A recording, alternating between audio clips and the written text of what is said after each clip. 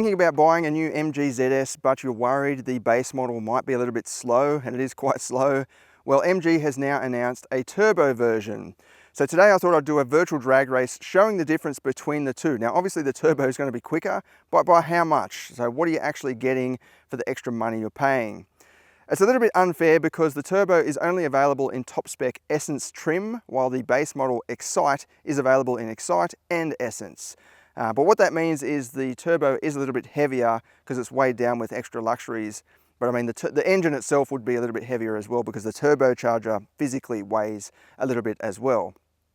The curb weight for the base Excite is 1,295 kilograms versus 1,390 in this top spec Essence turbo. Even though it is 100 kilograms heavier or thereabouts, the power to weight ratio is still well in favor of the turbo. You've got 89.9 kilowatts per ton in this turbo versus 62.5 kilowatts per ton in the base Excite. So what are we dealing with here? In the base model, we've got a 1.5 petrol engine, 81 kilowatts and 140 Newton meters, matched to a CVT automatic front wheel drive only. And then in the turbo, we've got basically a turbocharged version of the engine, 1.5, 125 kilowatts and 275 Newton meters. Quite a lot more torque, and yeah, decent chunk more power as well. It's also matched to a CVT with front wheel drive. Despite offering more power and more torque, the turbo is actually almost as efficient, at least on paper, compared with the non-turbo. We've got ratings of 6.7 litres per 100 kilometres for the non-turbo and 6.9 for this. But in fact, if you look at the highway consumption figures, the official figures, it's the other way around. 5.7 litres per 100 for the non-turbo and then 5.5 for this.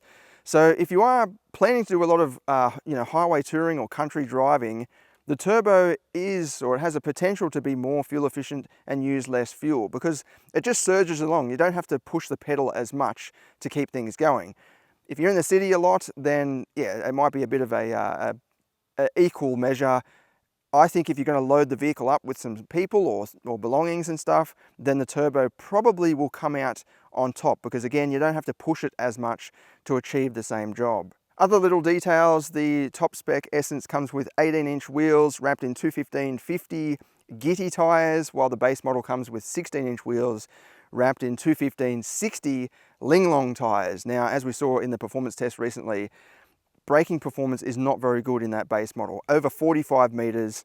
Now I've recorded probably, it'd be close to 1,000 vehicles down this exact same piece of tarmac.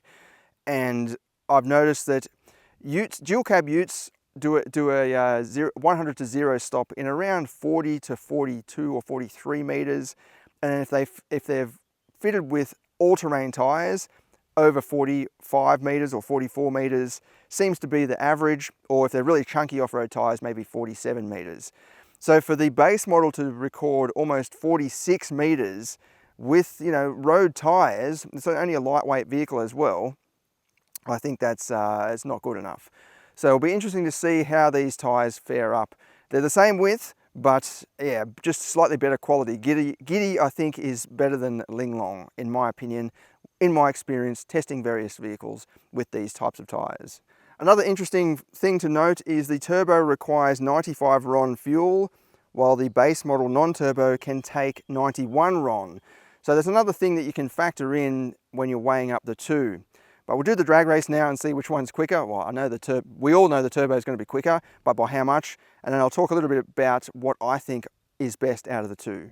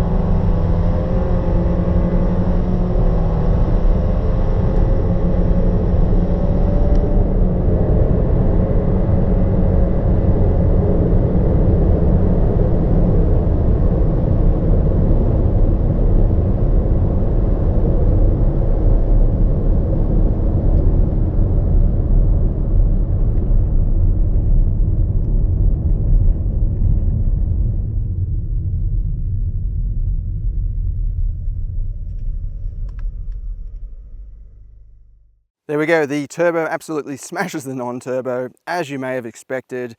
It's just that extra torque really makes a difference. Almost 100 Newton meters more, over 100 Newton meters more, and then 40 more kilowatts. It just makes a huge difference.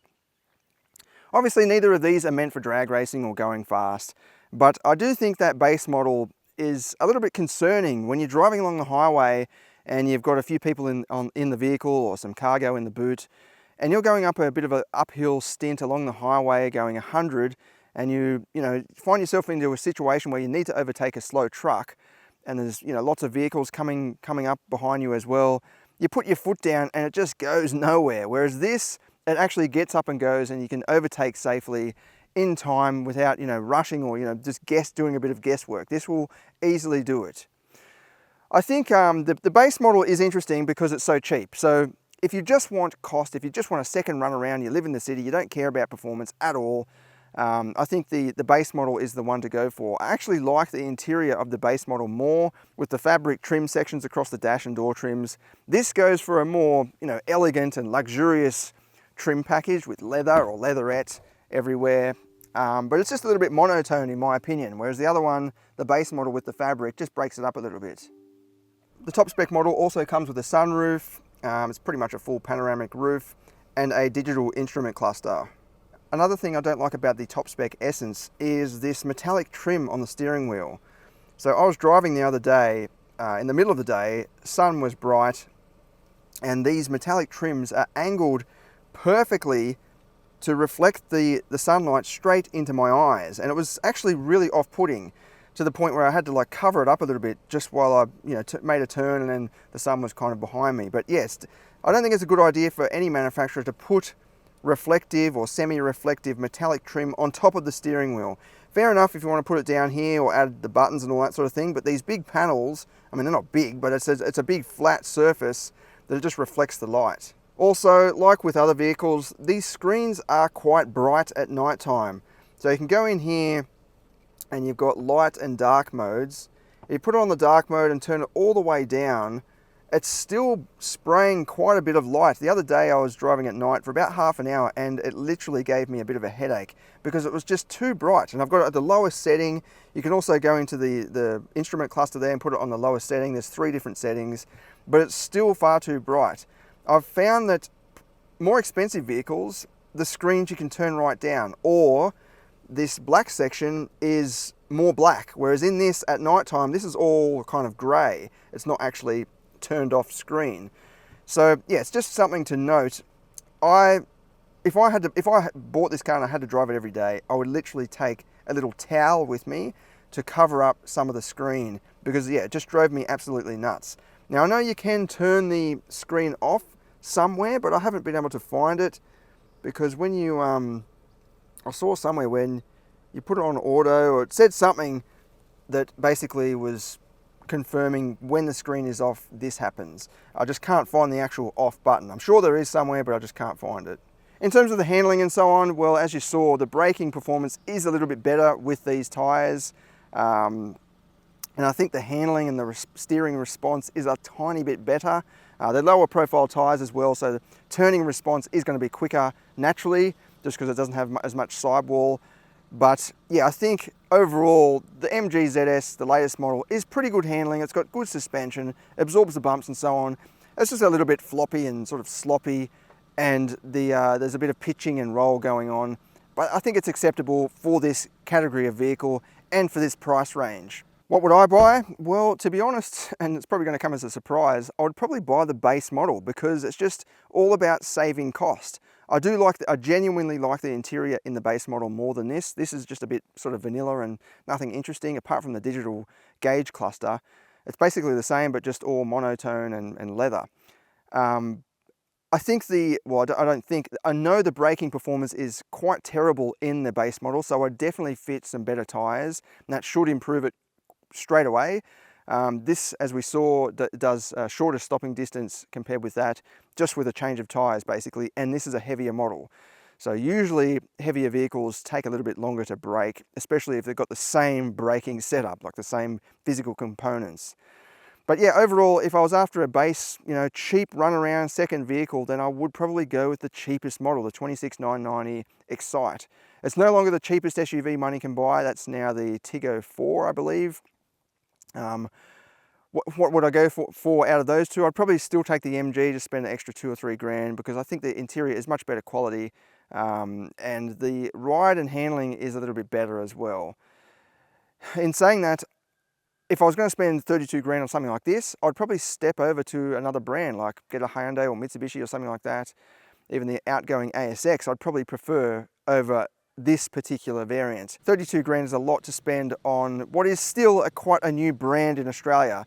Now, I've seen and I've heard from direct first-hand customers, getting parts for some of these new vehicles is very difficult. So if you smash a headlight or something like that, you can end up waiting a very long time.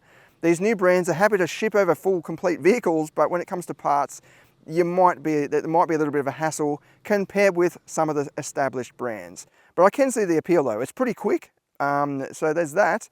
And it does look pretty good in the latest design. It's very consistent. It's got a bit of modernity at the front there. Neatly bolstered wheel arches slightly.